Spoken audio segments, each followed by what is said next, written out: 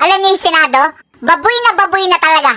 Kinulong si Senator Marcoleta tapos si Escudero absuelto na.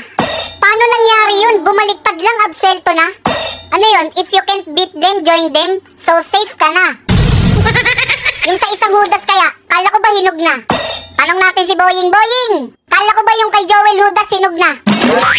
Kaya dumating panahon, makonsign na rin namin yung kay Senator Joel Villanueva. Yan, isang hinog na rin.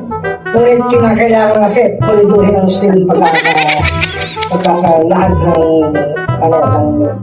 informasyon at ang ebidensya na kasama. Meanwhile,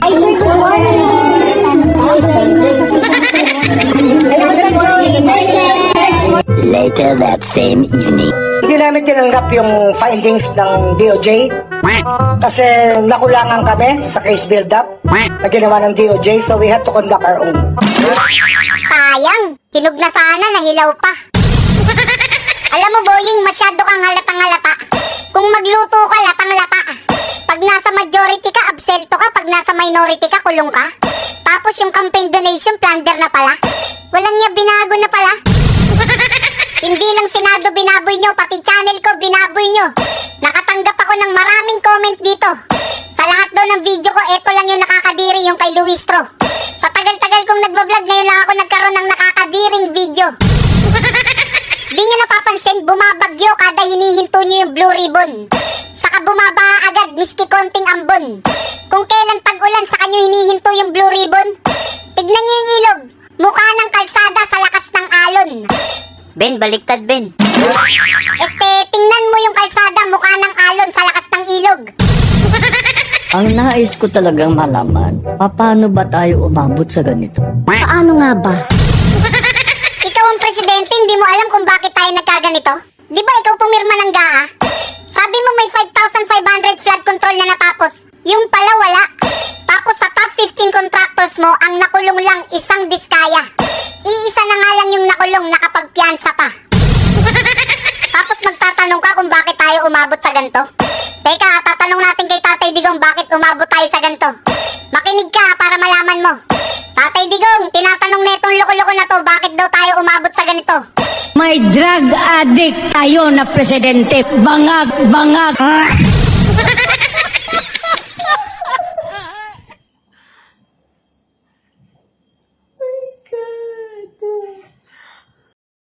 Alam nyo guys, tigil-tigilan nyo nga na yung mga Pilipino. Tigil-tigilan nyo na, tanggapin nyo na talaga na napaka-worst ngayon ng Pilipinas. Sobra. Okay? Sobra talaga. Kasi may kapitbahay kaming umuwi sa Pilipinas. Then, nung bumalik siya dito, binalita talaga niya kung anong nangyari sa kanya sa Pilipinas. Kinuha lahat yung mga alahas niya. O, diba? Paano nag-infill ang Pilipinas? Nakakatakot na talaga umuwi ng Pilipinas sa totoo lang. Dahil, alam mo yun, parang hindi ka safety pag ikay naglalakad. Alam mo yun, kasi, parang, hindi ka comfortable sa sarili mong bansa pag umuwi ka. O, tingnan mo to.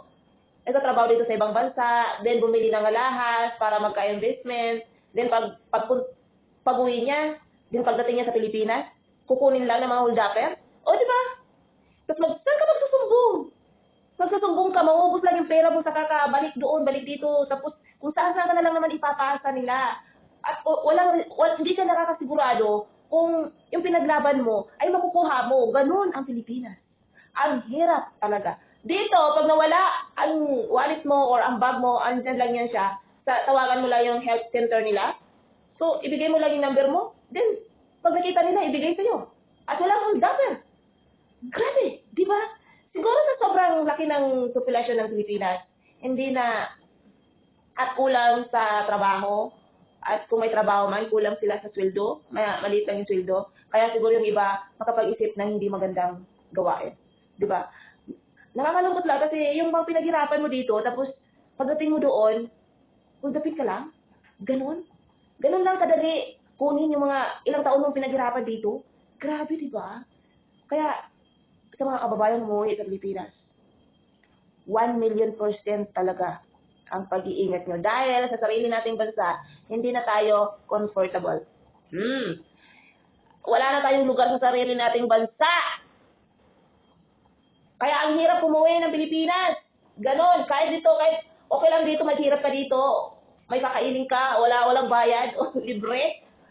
Doon, hindi ka pagising, wala na, naubos na yung tandaan mo, naubos na yung 500. Sobrang mahal din ang bilihin. Oh my God, ang tax, ang VAT. Yung limang pirasong hiwang manok sa Jollibee, nako, ang laki ng, nila, ang VAT 57, tapos yung binili mo, limang hiwa lang yung manok. Grabe, di ba? Kasi, ano gagawin sa Pilipinas? Tapos yung namumuno, kahit naman, alimbawa, hindi aabot ng 100% na maprotektahan mo ang mga kababayan mo kung ikaw ay isang admin, siguro ibigay mo lang mga 20% man lang. Di ba? At least mararamdaman, kahit maliit lang yung effort mo, at least mararamdaman namin ng mga Pilipino ang malasakit mo. Di ba? Nakakalungkot talaga. Sobrang nakakalungkot. Nalungkot ako dun sa kaibigan kong umuwi na bumalik dito, wala pang isang buwan. Kasi nga, wala na siyang pera. Kasi hinold up siya sa pag-uwi niya. Ganon. Grabe. Sobra na to. Patayan doon, parilan dito, kung dapper dyan, malang bilihin, tapos di ka comfortable pag ikay naglalakad, pag ikay pumunta ng bayan, sobrang ingat mo, tapos may nakalagay na mga, yung alam mo yun, tinan mo yung naghahanap buhay para makatulong sa pamilya, ginurgol mo, pinatay niyo, binaril niyo, grabe! Grabe, ano naman kasalanan ng tao, naghahanap buhay, namamasahero, diba? Grabe, diba? Tapos, wala nang buhay nung umuwi sa pamilya. Sobra talaga. Magsusumbong ka, saan ka magsusumbong? Hindi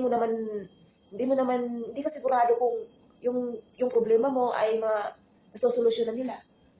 Siguro after 50 years bago nila ma-solve yung mga inanahin mo. Sobrang hina ng system talaga.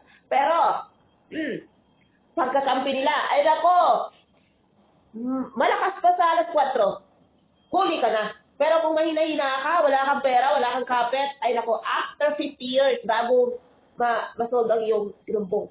Ganon. Pero pag sa kanila, kung gusto nila, yung mga kakampi nila, ay nako, wala pang,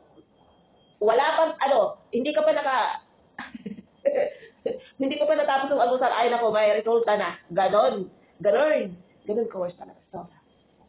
So, wala tayong maasahan. So, kayong mga kababayan, pag umuwi kayo, sobrang ingat nyo talaga. So, sobrang magpasundo kayo. Huwag kayong palabay-labay dyan sa kali-kalit. Kasi, nako, patay. Hindi ka safety. Hindi ka comfortable sa sarili mong bansa. Ganun. Laban, Pilipinas.